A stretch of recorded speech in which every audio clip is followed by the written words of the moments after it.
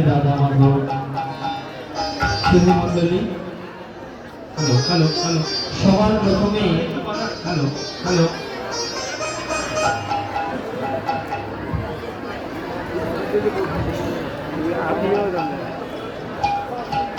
সর্বপ্রথম যাদের কৃপাবনে এই মানব দেহ পেয়েছি, আমার পরমগুরু মাতা পিতার চরণে, তৎসঙ্গে পরমারাধ্য গুরুদেব তথা পরম বৈষ্ণব শ্রী শ্রীযুক্ত প্রভুপাদ রতন কৃষ্ণ গোস্বামী তার শ্রীপাদ পদ্মে আমি আমার পরম ভক্তিপূর্ণ প্রণাম জানাই।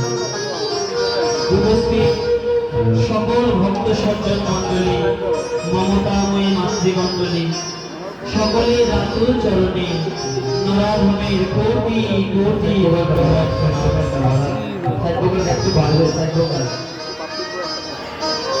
আজকে আমরা যে আসনে বসেছি তার যোগ্য হয়তো আমরা নই।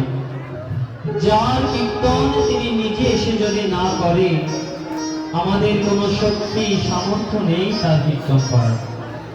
তাই ভগবানের কাছে প্রার্থনা করি, কণ্ঠমূলে বসে করো অমৃত বর্ষ, অমৃত বর্ষ।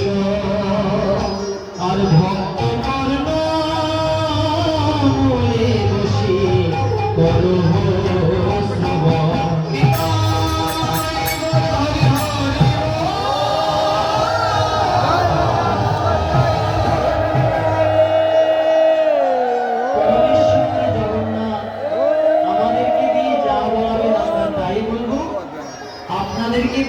শ্রবণ করাবেন, আপনারা তাই আশ্রবণ করবেন।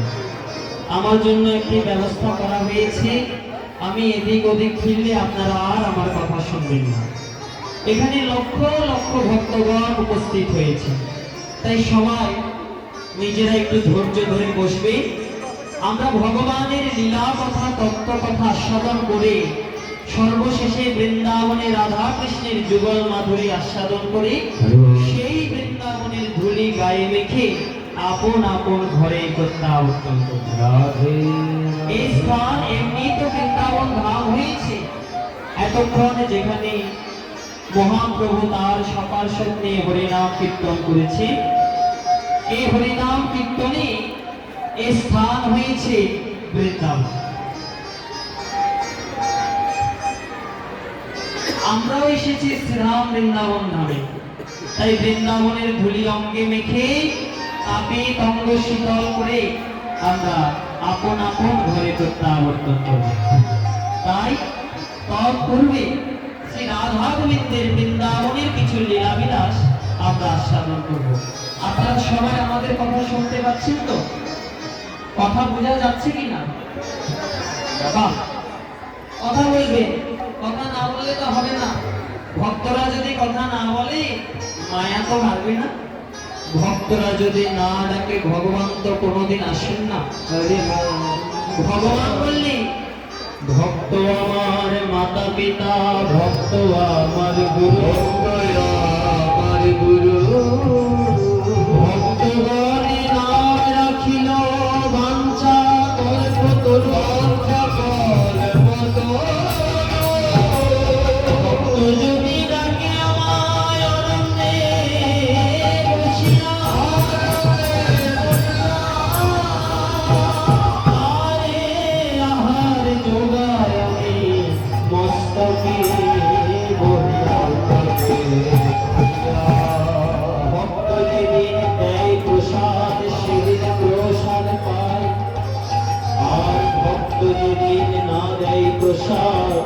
সেদিন আমি উপবাস। তাই ভক্তগণ যদি না রাখে ভগবান তো কোনোদিন আসবেন না। তাই ভগবানকে দেখবার জন্য, ভগবানের সঙ্গে আলিঙ্গন করবার জন্যই তো আমরা দূর দূরান্ত থেকে ছুটে এসেছি। তাই সবাই জয়ধ্বনি উলুধ্বনির মাধ্যমে প্রথমে আমরা নবদ্বীপে যাব, তারপর যাব আমরা মধুর বৃন্দাবনে। তাই সবাই মিলে জয়ধ্বনি উলুধ্বনির মাধ্যমে যাব।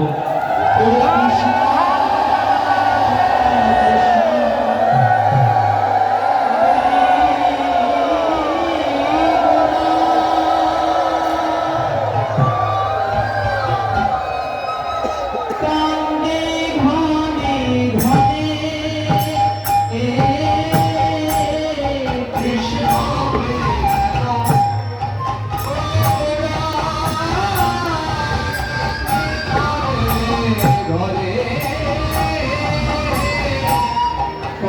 সুরধরি মহে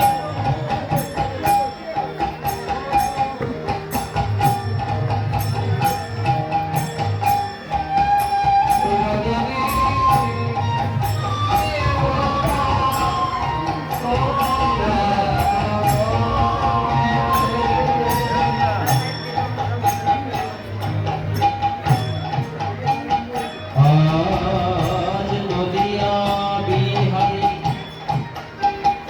সচি মাতার আনন্দ দোলা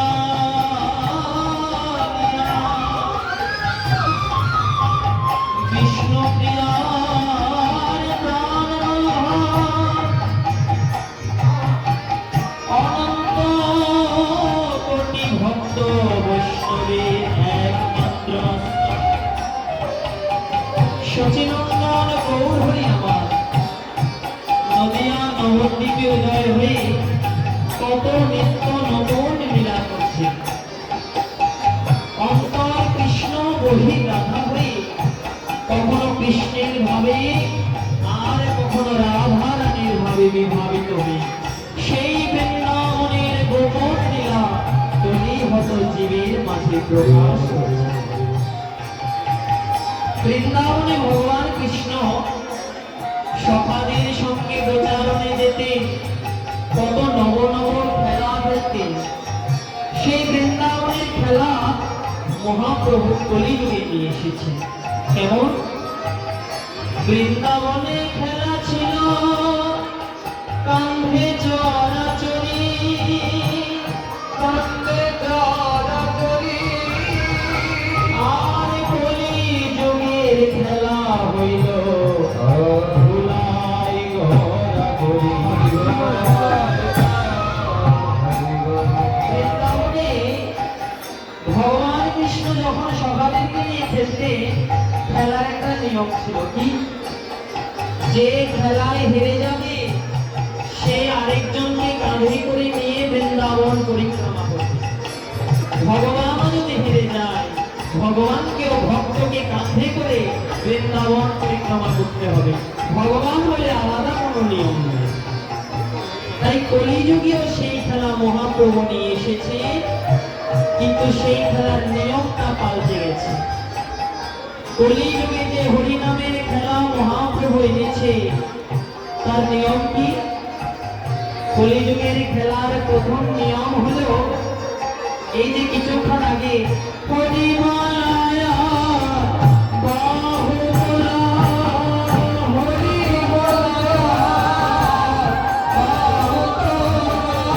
হরিমায়া বাহুলা হরিমায়া আর বুকে জড়া জলি করা হরিমায়া বাহুলা বুকে জড়া জলি করা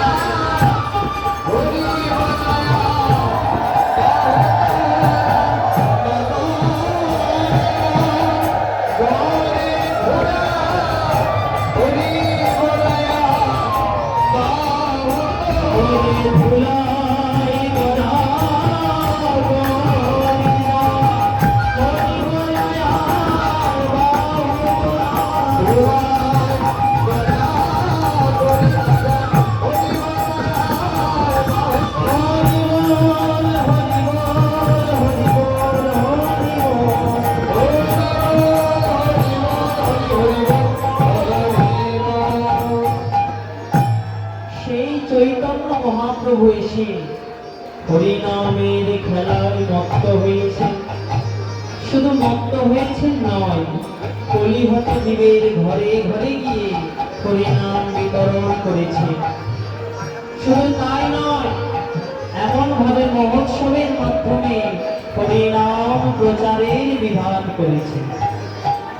তাই আজকে আপনাদের পূর্ণাহুতির সময় এসেছে। নিমন্ত্রণ করে যত বৈষ্ণবদেরকে আপনারা এনেছেন এই জগন্নাথ মন্দিরে, তাদেরকে বিদায় দেওয়ার সময় হয়েছে। তাই আমরা বৃন্দাবনের মধুর লীলা আস্বাদন করে রাধা কৃষ্ণের যুগল মাধুরী হৃদয়ে নিয়ে আপন আপন গুরুচরণ আশ্রয় করে মধুময় শ্রীধাম বৃন্দাবনে যাব, যেখানে এখনো ভগবান কৃষ্ণ শ্রীমতী রাধারানীকে নিয়ে নিত্য লীলাবিষ্ট আছে। তাই সবাই মিলে আমরা বৃন্দাবনে যাব।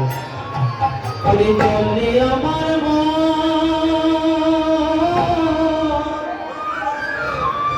মধুর বৃন্দাবন, যমুনার ধারে ধারে তোমাদের বন, চলো যাই মধুর বৃন্দাবন। একবার চলে আমার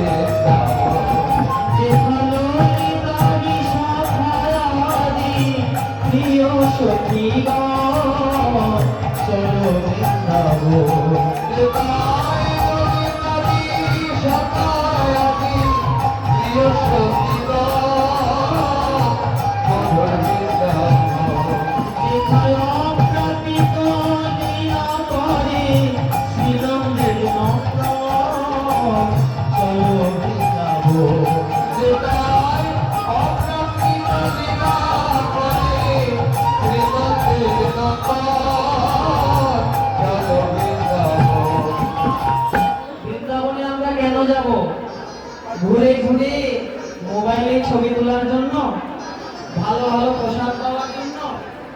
আজকাল তো বৃন্দাবন টুরিস্ট স্পট হয়ে গেছে, ভ্রমণ করতে যায়, তীর্থ করতে কেউ যায় না। কিন্তু পদকর্তা বললেন বৃন্দাবন হলো সাধন পীঠ, যেখানে আজও কত বড় বড় মুনি ঋষিরা সাধনা করছে। তাই পদকর্তা বলছেন এখনো সেই বৃন্দাবনে বাঁশি বাজে রে, বাঁশি শুনি বনে বনে ময়ূর নাচে। তা সেই বাঁশি শুনবে কারা? সবাই কি আর বাঁশি শুনতে পায়? যারা শুনবার জন্য বৃন্দাবনে যায়, যাদের শ্রী গুরু কৃপা আছে, তারা ভিন্ন কেউ বাঁশি শুনতে পায় না। তাই মহাজন বলছেন বাঁশি শুনতে হলে বৃন্দাবনে যাওয়ারও প্রয়োজন পড়ে না। ওই বৃন্দাবনের বাঁশি ঘরে বসেও শোনা যায়। যেমন ছোট্ট একটা গল্প বলি, আপনারা আমার অপরাধ নেবেন না। আমাদের সভাপতি যিনি আপনাদের অগ্রভূমিতে আমাকে নির্দেশ দিয়েছেন, সবচেয়ে বেশি হলে 9টার মধ্যে আমাদের কীর্তন শেষ হয়ে যাবে, তাই একটু আনন্দ সবাই আমরা করব। তাই ছোট্ট একটা উদাহরণ দিয়ে আমরা বৃন্দাবনে প্রবেশ করব। একজন ঠাকুমা সুন্দর সুন্দর লাউ এনে, লাউয়ের ডগা এনে, কুমড়োর ডগা এনে বাড়ির পাশে একটা মাচা তৈরি করে সেখানে শশা, কুমড়ো, লাউ এগুলো চাষ করছে। নিজের চাষ করা জিনিস তরকারি যদি আমরা খাই কতই না মজা লাগে, কতই না আনন্দ লাগে। নিজের গাছের ফল, নিজের খেতে লাউ শশা কত ভালো লাগে না? এমন সময় নাতি এসে বলছে, ও ঠাকুমা চলো, ভগবানের কৃপায় দুটো টিকিট পেয়েছি বৃন্দাবনে যাওয়া, চলো আমরা বৃন্দাবন ঘুরে আসি।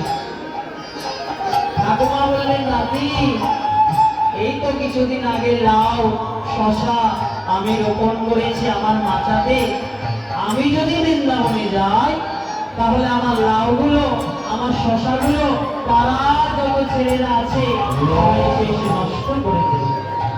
আমি বৃন্দাবন যাব না, আমি আমার মাচা নিয়ে আছি, এটা নিয়ে থাকবো।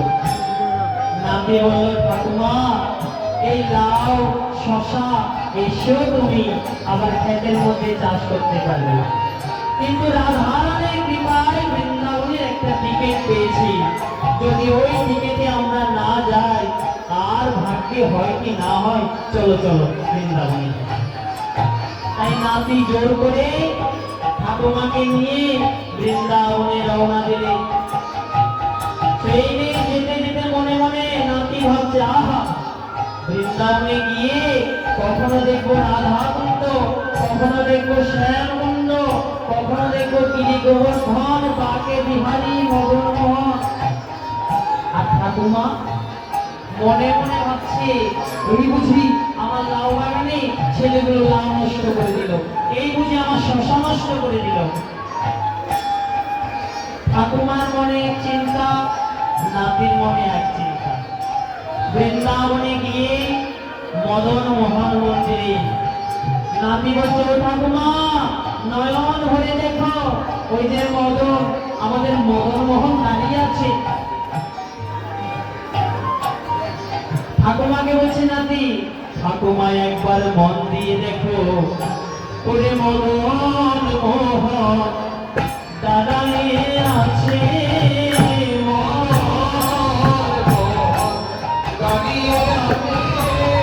ওই যে মদন মোহন দাঁড়িয়ে আছে।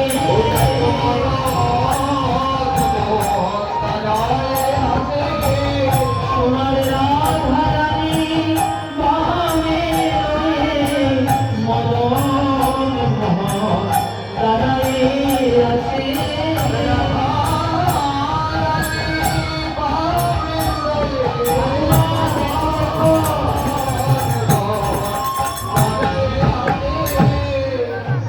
দেখছে মদন মোহন দাঁড়ায় আছে, আর ঠাকুমা বলছে, কই রে, কই মদন মোহন, কই রাধারানী, আমি তো মদন মোহন দেখি না। নাতি বলছে, তাহলে তুমি কি দেখছো ঠাকুমা? ঠাকুমা বলছে, আমি কি দেখছি জানিস, ওরে কচি কচি লাউ ধরেছে, কচি কচি লাউ ধরেছে। ওরে আমার বাড়ি গাছের মাথায় কচি কচি লাউ ধরেছে।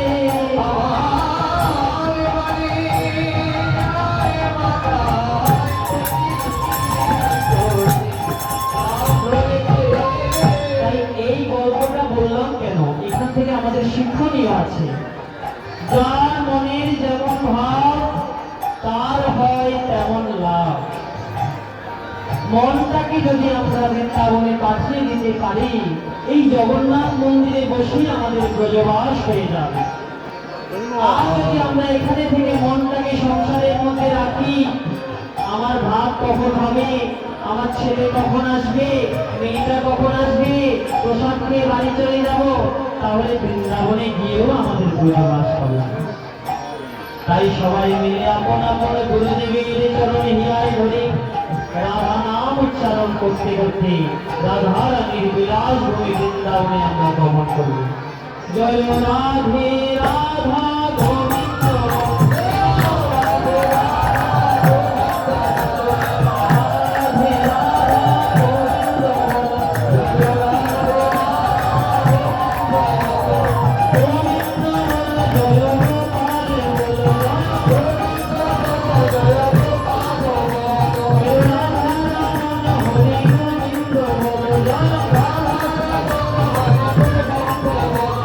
Radha Rama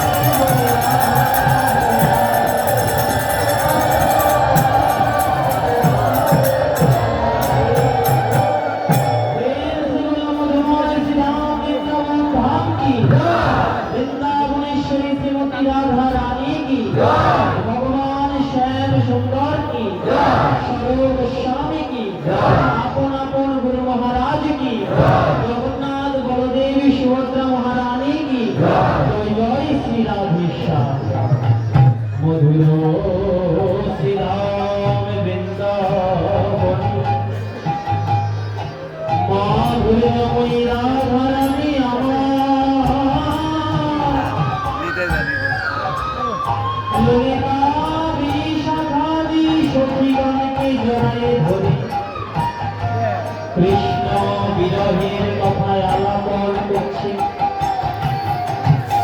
শ্রীরামের অভিশাপে রাধারানীর 100 বছর কৃষ্ণ বিরহ জ্বালা।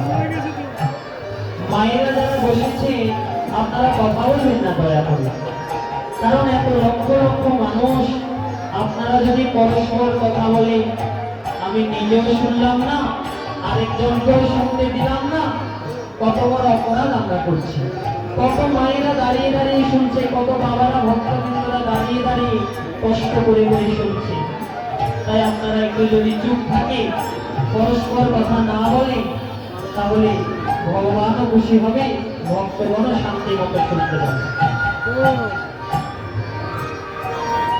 রাধারানীর কৃষ্ণ বিরহ কেন? ভগবান কৃষ্ণ তার দাদা বলরামকে সঙ্গে নিয়ে মথুরায় কংস রাজার ধ্বংসের কারণে অন্য রমণীর রাতে করে যেদিন বৃন্দাবনে ছেড়ে চলে গেল, সেদিন থেকে বৃন্দাবনবাসী হাহাকার করে হা কৃষ্ণ প্রাণ কৃষ্ণ বলে কাঁদছে।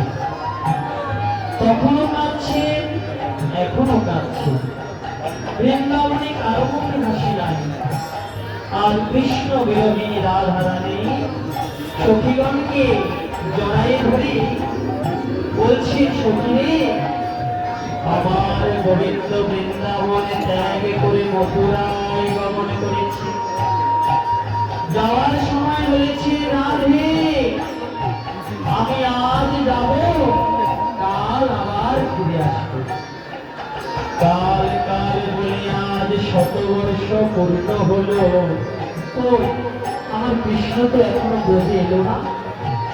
আয় সখী, ওরে কাল বলি কালা গেল মধুরে, সে কালে আর কদিন বাকি।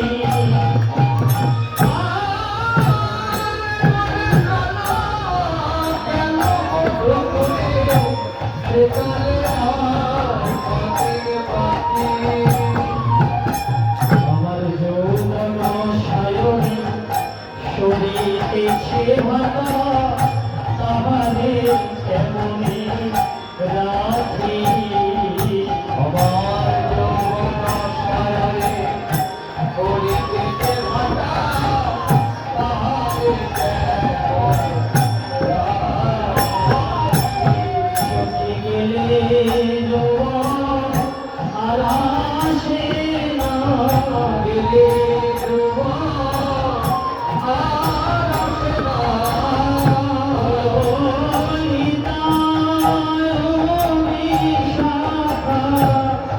গেলে যৌবন আর আসে না।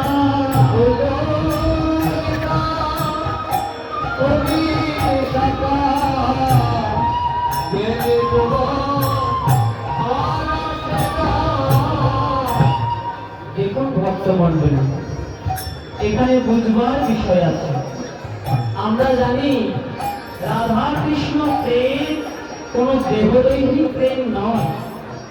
আত্মার সঙ্গে পরমাত্মায় যে প্রেম হয়, ভক্তির সঙ্গে ভগবানের যে প্রেম হয়, রাধা কৃষ্ণ পৃথিবীতে এসে তাই আমাদেরকে শিখিয়েছে। আপনারা আমাকে প্রশ্ন করতে পারেন যে রাধা কৃষ্ণ প্রেম যদি আত্মায় পরমাত্মায় হয়, তবে আত্মার তো কোনো যৌবনকাল, বার্ধক্যকাল, বাল্যকাল থাকে না। তাহলে রাধারানী কেন কাঁদছে? যৌবন সায়রে সরিতেছে ভাতা, তাহারে কেমনে রাখে। রাধারানী যৌবনের কথা কেন বললে?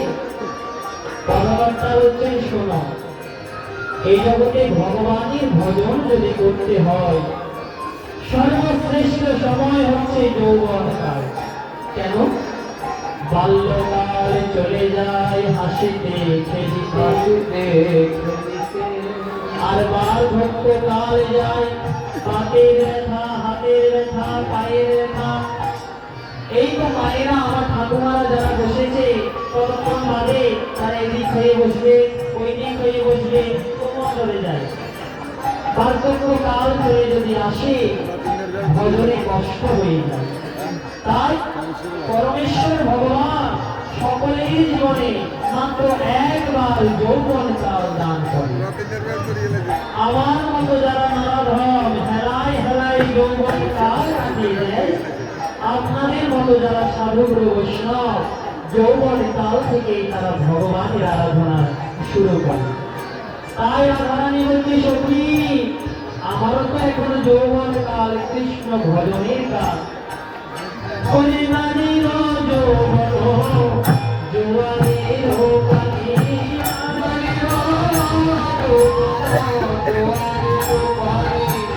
গেলে না ফিরবে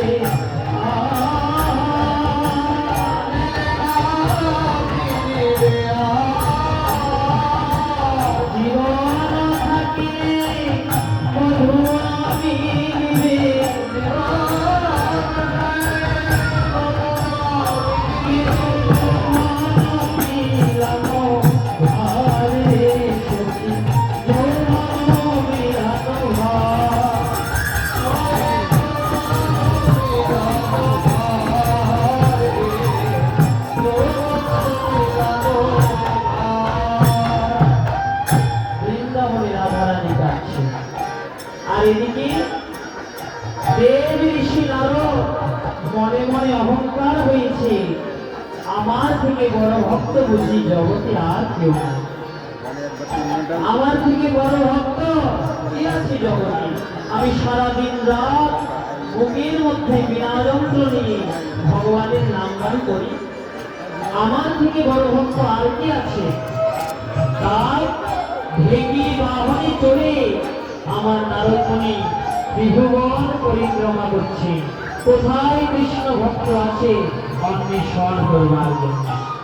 বিধির নন্দন নারদ ভাবি মনে মনে,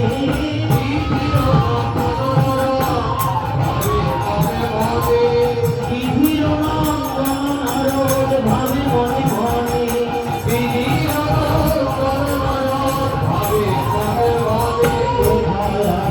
কৃষ্ণ ভক্ত দেখিব নয়নে,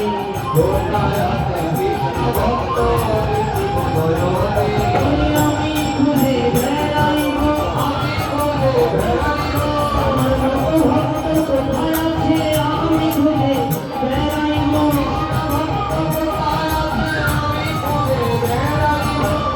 এত চিন্তি দেব ঋষি ভেঙে দে চাপিয়া,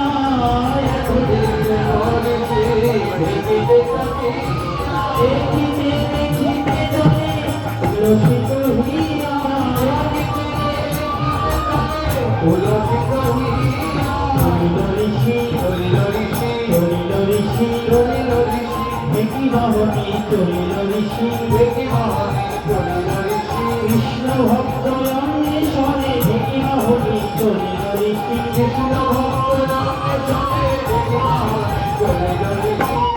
নারদমণি পরিক্রমা করছেন। স্বর্গে গেলে সেখানেও কোনো কৃষ্ণ ভক্ত নাই, পাতালে নাগ নাগিনীগণের কাছে গেলেন, সেখানে কোনো কৃষ্ণ ভক্ত নাই। আপনারা প্রশ্ন করতে পারেন, সবাই তো কৃষ্ণ নাম জপে, মালা তিলক করে এখানে বসে আছে, আমরাও মালা তিলক করে এসেছি চট্টগ্রাম থেকে, তাহলে নারদমণি একজনও কৃষ্ণ ভক্ত পেলেন না কেন?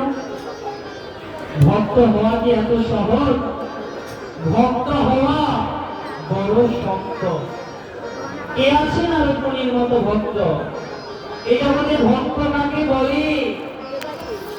আজ আমরা ভক্তের বেশ নিয়ে মালা তিলক করে দাঁড়াই আছি, তাই বলে কি আমরা ভক্ত হয়ে গেছি? মালা তিলক করলেই কি ভক্ত হওয়া যায়? শ্রীমদ্ ভাগবতে বলছে, বৈষ্ণবানাম যথা শম্ভু, বৈষ্ণবদের মধ্যে শ্রেষ্ঠ হচ্ছে শম্ভু মহাদেব, তাই না? তিনি হচ্ছেন শ্রেষ্ঠ বৈষ্ণব। কিন্তু আপনারা বলুন তো মা, বৈষ্ণব যে হবে মহাদেব, মহাদেবের কপালে কি বৈষ্ণবীয় তিলক আছে? মহাদেবের কণ্ঠে কি কোনো তুলসীর মালা আছে? চিতার ভস্য গায়ে রেখে শ্মশানে পেটে ঘুরছে। আর শ্রীমদ্ ভাগবত বলছে বৈষ্ণবানাম যথা সম্পূর্ণ। মহাদেবের মতো বৈষ্ণব ত্রিভুবনে নাই। তিনি বাহ্যিক মালা তিলক ধারণ না করলে কি হবে? তিনি যেমন সর্বস্ব ত্যাগ করে শ্মশান বাসী হয়ে ভ্রমণ করছে, এমন আর কি আছে জগতে? তাই তাকে বলা হচ্ছে শ্রেষ্ঠ বৈষ্ণব। তাই নারদ মুনি কোনো ভক্ত পেলেন না। ভক্ত হওয়া তো বড় শক্ত। তাই নারদ মুনি মনে মনে ভাবছে, আমি স্বর্গে গেলাম, মর্তে গেলাম, পাতালে গেলাম, কোথাও আমার মতো ভক্ত পেলাম না। একবার বৃন্দাবন ধামে একবার গিয়ে দেখি, কেননা শশারা পৃথিবী ধন্য যত্র বৃন্দাবন পুরী। পৃথিবীর মধ্যে শ্রেষ্ঠ স্থান হচ্ছে বৃন্দাবনপুরী। তাই আমি একবার সেখানে গিয়ে দেখি। তাই নারদ মুনি কি করলেন? বৃন্দাবনের মাঝখানে দেখিবা হবে, বৃন্দাবনের মাঝখানে দেখিবা হবে, বৃন্দাবনের মাঝখানে দেখিবা হবে, বৃন্দাবনের মাঝখানে দেখিবা হবে। দেখিতে দেখিতে ঋষি করিল তপনে, দেখিতে দেখিতে ঋষি করিল তপনে। নারদ মুনি কিন্তু ত্রিকালজ্ঞ ঋষি। ত্রিকালজ্ঞ কাকে বলে? যিনি অতীত, বর্তমান, ভবিষ্যৎ জানতে পারে, তাকে বলা হয় ত্রিকালজ্ঞ ঋষি। নারদ মুনিও কিন্তু ত্রিকালজ্ঞ। ত্রিকালজ্ঞ দেব ঋষি চারি পানি চায়, ত্রিকালজ্ঞ দেব ঋষি চারি পানি চায়, ত্রিকালজ্ঞ দেব ঋষি চারি পানি চায়, ত্রিকালজ্ঞ দেব ঋষি চারি পানি চায়। কোথা হতে তারা পাশি লাগে আমার গায়, কোথা হতে তারা পাশি লাগে আমার গায়। অঙ্গ আমার জ্বলে গেল, কোথা হতে তা পেল, অঙ্গ আমার জ্বলে গেল।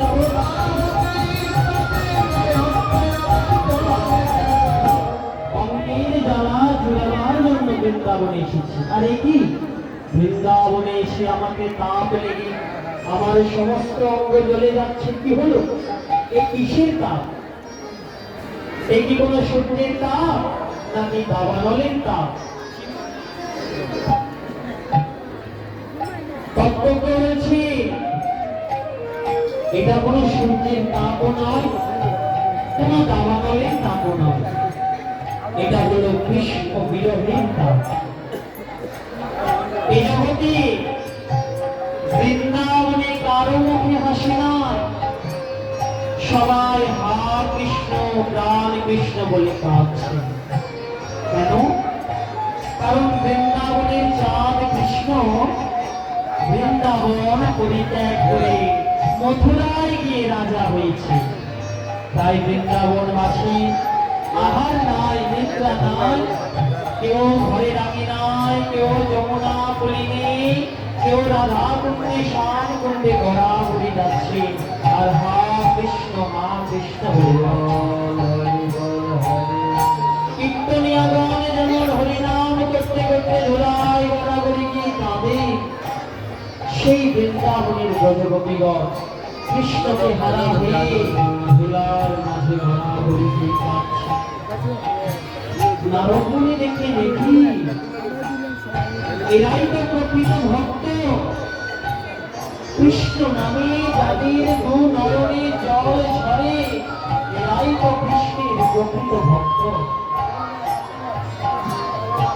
এই জগতে কৃষ্ণ বললে রাজভোগের প্রয়োজন নেই, সোনার বাঁশি, সোনার নুপুরের প্রয়োজন নেই।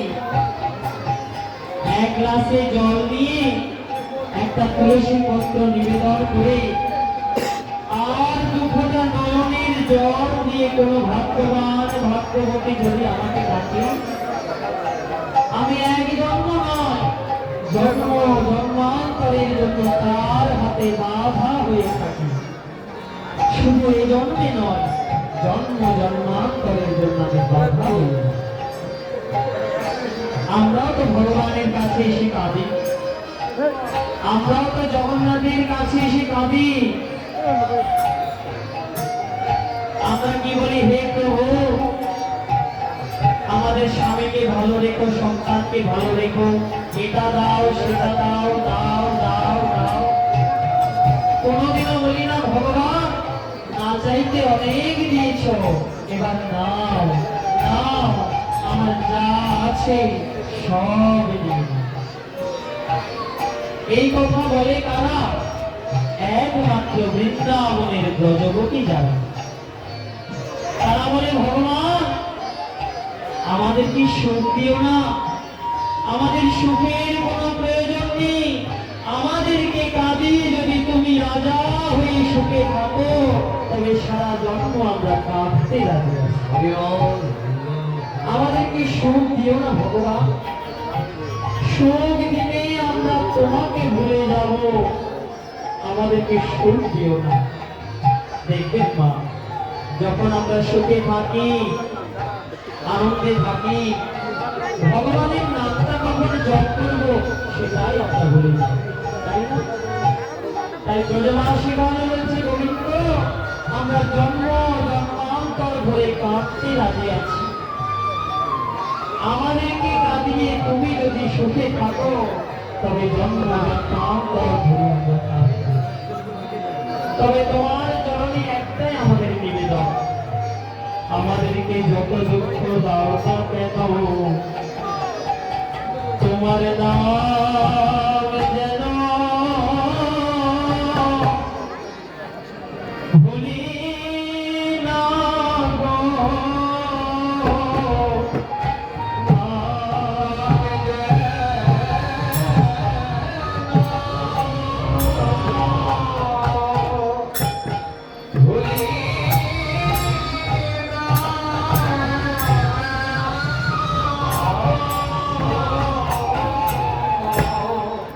তোমার নাম যেন